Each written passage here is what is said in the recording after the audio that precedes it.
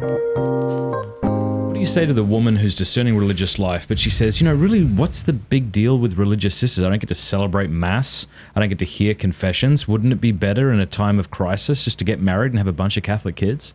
Totally. Yeah, that's the number one. That and the desire for marriage drives the question, like, why would I be called? And parents especially, like, why would I let my little girl go if she's not going to have this prestigious, or at least visible position if priest is not prestigious anymore?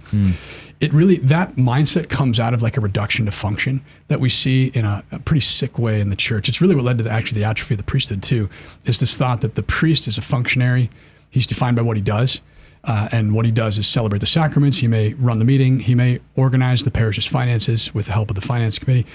But to identify him by his function, it reduces him to a set of doings that then are substitutable. Like, it's not essentially flowing out of who he is. It's just what he does. And so a woman could do that. A lay person could do that. So what's the essence of the priesthood?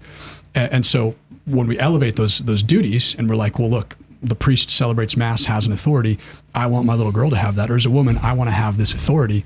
There's a misunderstanding of like the deep core of what the calling is, which is conformity to Christ through holy orders, out of which flows the function. So agere sequitur esse, right? Well, action follows upon being, or what we do flows out of who we are, and not the other way around. So when that's in place, then you can't be functionalistic in your understanding of the church or vocations. And then you look at the religious woman and say, well, what's the being? Who is she conformed to, and what is she doing? She's living a very different type of consecrated love. The priest is conformed to the heart of Jesus to love the church, as John Paul II said, the way the church longs to be loved as a bride.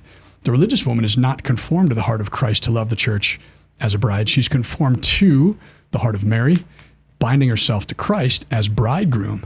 So she is united to the church as a witness to the complement to the Christological outpouring and the receptivity. She's demonstrating or revealing the receptivity of the church in her fertility.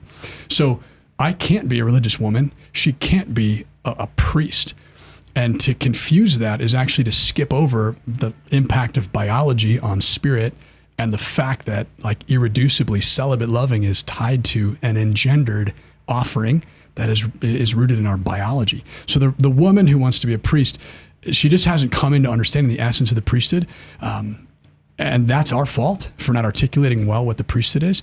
But for the woman who's afraid of religious life, because what will I do? I won't celebrate Mass. She's missed the fact that, like, if God's calling, God's asking her to conform her heart and her life to Mary, to show the whole world who the church is as bride. And I'm a bride, and you're a bride, qua being in the body of Christ. So we're part of the bride. I don't know how to do that. I don't know what that looks like. I don't even know how to explain that. But when I look at the religious woman, I see the bride personified, and I start to understand the church, and then I start to understand a little bit about how I could be more receptive to the outpoured grace of God and how to understand myself as a member of the bride. So tons of themes to kind of draw out of that. But at the core, it's a misunderstanding of what consecration does to the heart of the woman and who she's conformed to and how she's cleaving to Christ in a way that the priest actually doesn't. He's conformed to Christ by holy orders. Hey, thanks so much for watching. Please be sure to like and subscribe and leave a comment below letting us know what you thought about the video.